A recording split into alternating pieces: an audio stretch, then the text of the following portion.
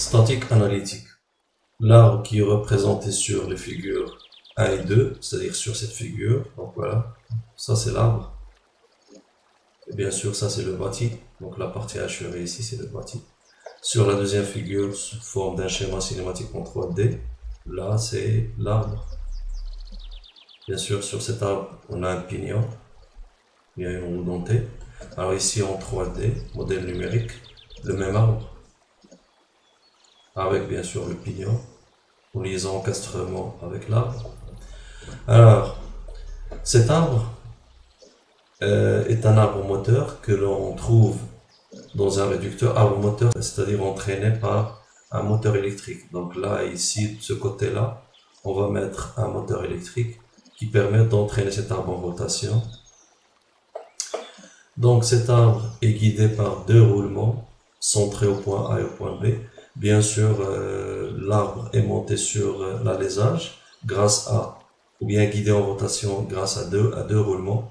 Donc les roulements, ce sont ces deux pièces. Alors le roulement, tout simplement, un roulement permet de faciliter la rotation de l'arbre par rapport à l'alésage, ou bien de guider l'arbre en rotation par rapport au bâti. L'alésage ici, c'est le bâti. Donc on a ici deux roulements, un au point A et un au point B, centre A et B.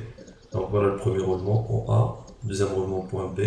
Donc ces deux roulements facilitent la rotation, ou bien réalisent ce qu'on appelle un guidage en rotation de l'arbre sur le bâti, bien sûr l'alésage. Alors ces deux roulements ici sont modélisés par deux liaisons. Alors le premier est modélisé par une liaison rotule de centre A. Le deuxième, celui-là, est modélisé par une liaison linéaire annulaire de centre B, suivant l'axe des X. Pourquoi on a représenté le premier roulement on l'a modélisé par une liaison rotule, le deuxième par une liaison linéaire annulaire?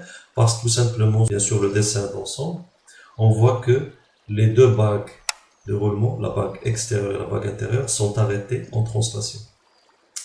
Donc c'est pour ça qu'on l'a modélisé par une liaison rotule. Par contre, ici, la bague intérieure est arrêtée, donc un obstacle des deux côtés, deux obstacles, alors que la bague extérieure est libre en translation, donc on le modélise par une liaison linéaire annulaire. Donc cet arbre dont on parle reçoit un couple moteur de 3,5 Nm, modélisé normalement en n'importe quel point, puisque c'est un torseur couple, donc quel que soit le point, le torseur ne change pas. Alors ici au point D, c'est-à-dire que là on va monter un moteur électrique de ce côté-là, ici. On utilise une rainure de clavette pour entraîner l'arbre moteur par le moteur électrique, par le rotor du moteur électrique. Donc c'est un couple moteur de 3,5 Nm.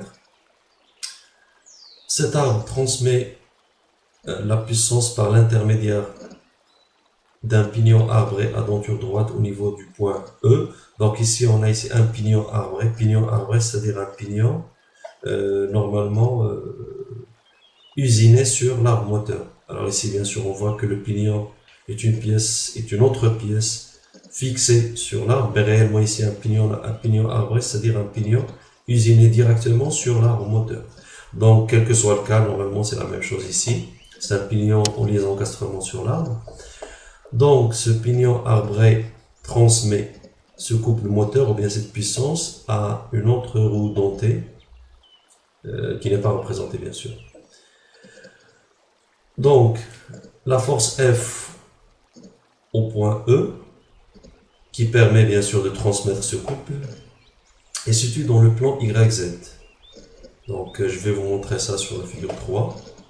Alors voici la figure 3 qui montre bien sûr une dent du pignon arbré qui engraine avec une autre dent de la roue qui n'est pas représentée. C'est-à-dire que au niveau des deux dents, il y aurait une force F exercée au point E. Et cette force est située dans le plan YZ. Donc cette force aura deux composantes, une suivant Y, une suivant Z, et inclinée bien sûr d'un angle de 20 degrés, c'est l'angle de pression.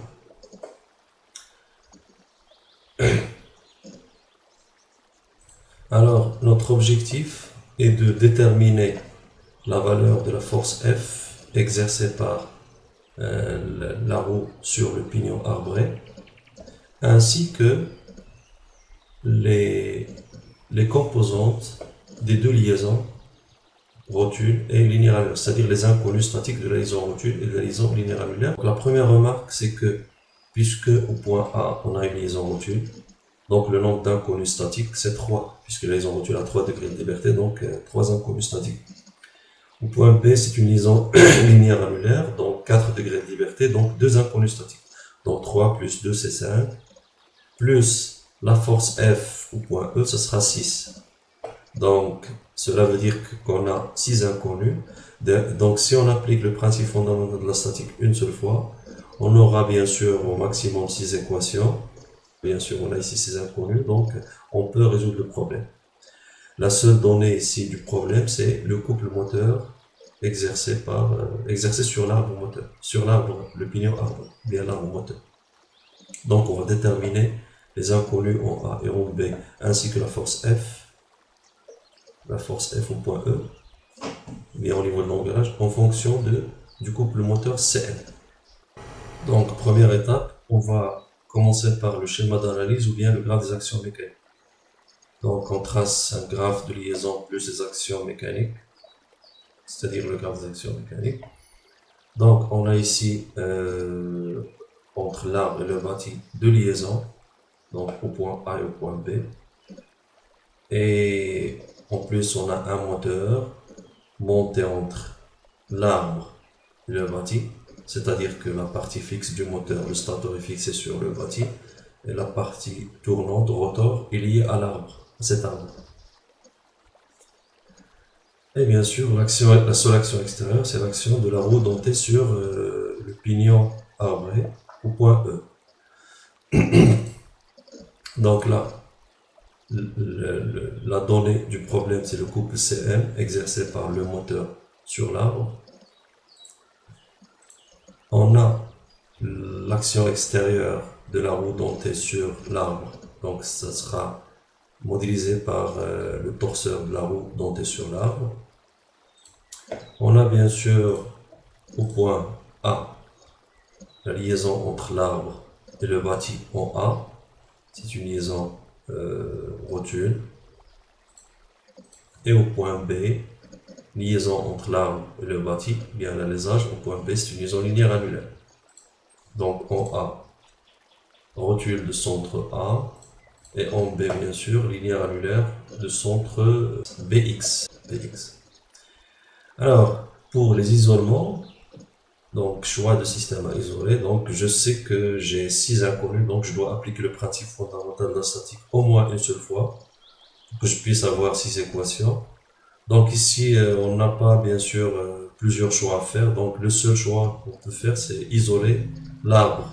Bien sûr, on n'isole jamais le bâti, donc la seule solution, c'est qu'on va bien sûr isoler l'arbre. Donc ici, pas trop de questions à se poser, on isole l'arbre. Donc on isole l'arbre, c'est-à-dire on encercle l'arbre.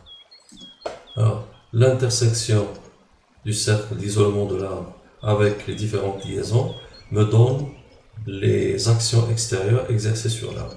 Alors, d'après le schéma d'analyse ou bien le graphe des actions mécaniques, on a ici le torseur du bâti sur l'arbre en A, c'est-à-dire le torseur de la liaison rotule, le torseur du bâti sur l'arbre au point B, c'est-à-dire celui de la liaison linéaire annulaire, le torseur de la roue extérieure qui n'est pas représenté sur la roue du pignon arbré, bien de l'arbre moteur, en E, représenté par un glisseur F ou bien un torseur glisseur, c'est-à-dire une force appliquée au point E, F. Et en plus, bien sûr, le couple moteur exercé par le moteur électrique sur l'arbre. Donc, on a 4 actions extérieures. Alors, deuxième étape, le bilan des actions mécaniques extérieures appliquées sur l'arbre, BAME, BAM. Les actions à distance, on a dit qu'elles sont négligées, bien le poids est négligé. Les actions de contact, ce sont les 4 actions qu'on a déterminées à partir du cercle d'isolement. Donc en A, c'est une liaison rotule. Donc je sais qu'une liaison rotule a 3 rotations. Ça veut dire 3 moments nuls. Donc XA, YA, ZA en A. Deuxième, au point B, linéaire annulaire. Point B. Donc, 3 rotations plus une translation suivant l'axe de la liaison linéaire annulaire. On avait dit que cette liaison est une liaison linéaire annulaire suivant Bx, donc translation suivant x. Donc, il y aurait un 0 ici, translation suivant x, plus les 3 rotations suivant x, y, z. Donc, yb, zb. Ensuite, le torseur du couple moteur.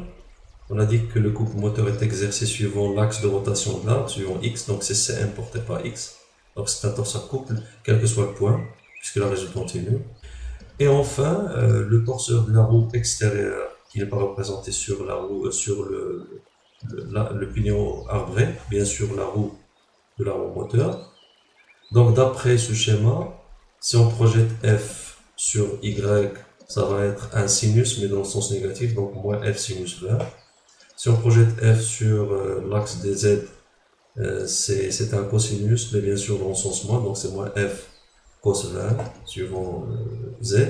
Et bien sûr, puisque c'est un glisseur appliqué au point E, donc une force, son point d'application c'est E, donc c'est un glisseur, donc son moment est nul. Donc voici les 4 torseurs.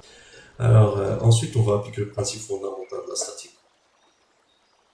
Alors, application de PFS, le système est en équilibre, ou bien l'arbre est en équilibre, à l'arrêt autour on a une vitesse de rotation constante, c'est-à-dire ici on est en statique, donc on va dire que le système est arrêté, ou bien si le système est en mouvement, on va dire que le mouvement est permanent, donc la vitesse de rotation constante, donc on peut le ramener à un problème de statique, vitesse de rotation de l'arbre constante.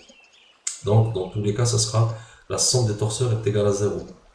Donc le torseur du bâti sur l'arbre au point A, le torseur du bâti sur l'arbre au point B, le torseur de la roue dentée sur l'arbre, plus le torseur du moteur sur l'arbre, est égal à 0.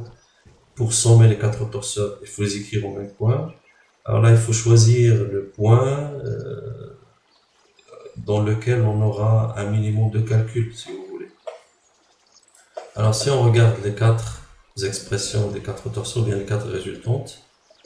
La première résultante a 3 composantes, la deuxième a 2, la troisième 2 et la dernière 0. Donc bien sûr celui-là on n'en parlera plus puisque ça ne va pas changer, donc quel que soit le point.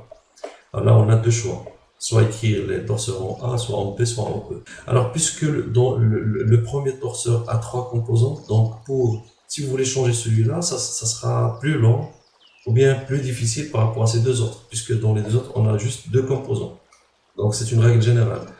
Le torseur qui a plus d'inconnus, il ne faut pas le changer. Donc ici, c'est en A qui a le plus d'inconnus, donc on transporte tout au point A. Donc là, on a plus d'inconnus, donc on ne le change pas. Ça veut dire qu'on va changer les deux autres, on va les ramener en A. Donc on ramène celui-là et celui-là en A, c'est-à-dire le deuxième et le troisième, on va les ramener en A.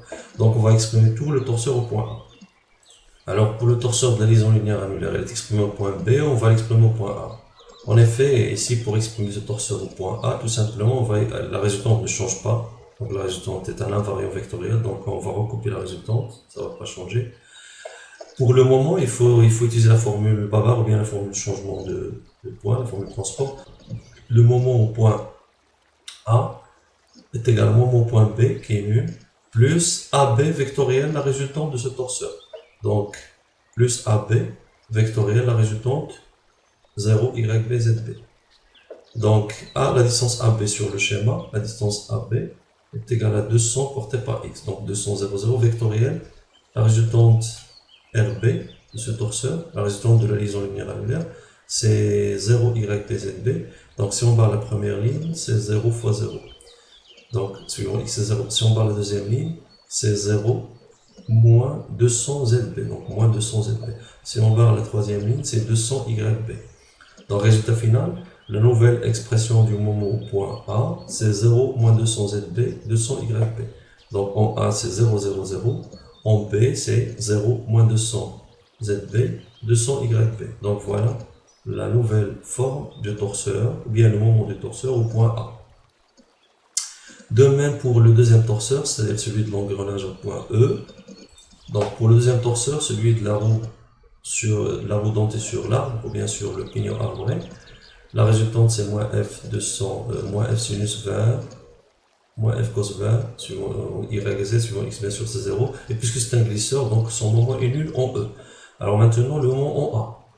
Alors de la même façon, on va écrire que le moment en A est égal moment au point E, qui est nul, plus AE vectoriel la résultante. Donc plus AE vectoriel la résultante. Donc AE, la distance A, entre le point A et le point E, on a une composante suivant X, donc c'est 100 suivant X, et une composante suivant Y. Donc suivant Y, ça sera le rayon de pignon arbré, donc c'est 60. Donc 60 suivant Y et suivant Z c'est 0. Donc AE vectoriel, la résultante. Donc ça c'est la résultante. La résultante, c'est-à-dire F. Donc si on barre la première ligne, ça sera moins 60F cos 20. Donc suivant X. Si on barre la deuxième ligne, c'est 0 fois, c'est 0 moins 100 fois moins f cos 20, donc moins c'est plus, ce sera 100f cos 20, 100f cos 20. Si on va à la troisième ligne, c'est moins 100f sinus 20. Donc finalement, l'expression du torseur au point A, la résultante bien sûr a inchangé, c'est 0 moins f sinus 20 moins f cos 20, et le moment bien sûr c'est moins f, moins 60f cos 20, 100f cos 20 et moins 100f sinus 20. Donc maintenant, tous les torseurs sont exprimés au point A, puisque le torseur couple exercé au point D reste le même en tout point, et le premier, bien sûr, de la liaison rotule est déjà exprimé au point A. Alors, finalement, le principe fondamental de la statique appliquée à l'arbre s'écrit sous la forme suivante. Le premier torseur de la liaison rotule, toujours le même, x, a, y, a, z, a, pardon, z, a. Le deuxième torseur de la liaison linéaire annulaire, après avoir changé son moment, ou bien après avoir exprimé le torseur au point A, donc moins 200 ZP, 200 YP. Le troisième torseur, celui de la roue dentée sur l'arbre. Et bien sûr, le premier torseur, celui du couple, reste le même. Donc la somme des quatre torseurs est égale à 0. Donc on va écrire les 6 équations obtenues à partir de l'application du principe fondamental de la statique à cet arbre.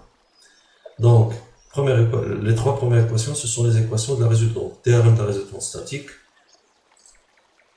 nous donne xa plus 0 plus 0 plus 0 est égal à 0. Donc la première équation, c'est-à-dire le terme S en projection sur x, ça sera xa égale à 0. Deuxième, ya plus yb moins f sinus 20 plus 0 est égal à 0. Donc c'est terme S en projection sur y. Terme S en projection sur z, za plus zb moins f cos 20 plus 0 est égal à 0. Donc ça, ce sont les trois premières équations de la résultante. Alors on passe maintenant aux équations du moment. Donc Tms au point A en projection sur x, 0 plus 0, moins 60f cos 20 plus cm est égal à 0. Donc moins 60f cos 20 plus cm est égal à 0.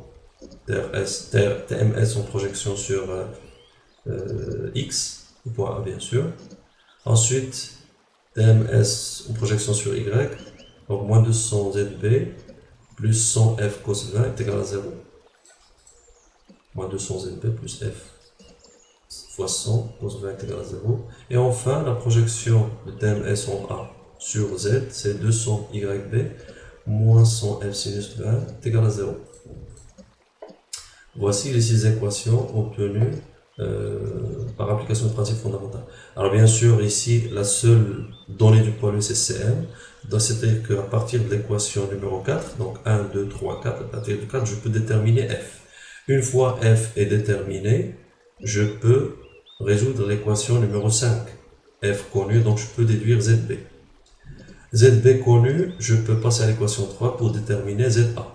Donc dans l'équation 6, on a une seule inconnue yb, donc je peux déduire yb en fonction de f. Et ensuite, yb connu, f connu, donc je peux déduire ya.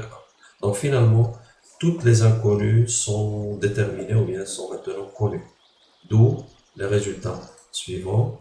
Donc, xa égale à 0, f est égal à 62 newtons à partir de l'équation numéro 4. Zb est égal à 29,13 à partir de l'équation 5. Yb est égal à 10,6 newtons à partir de l'équation 6, ya est égal à 10,6 newtons à partir de l'équation 2, et za est égal à 29,13 newtons à partir de l'équation 3.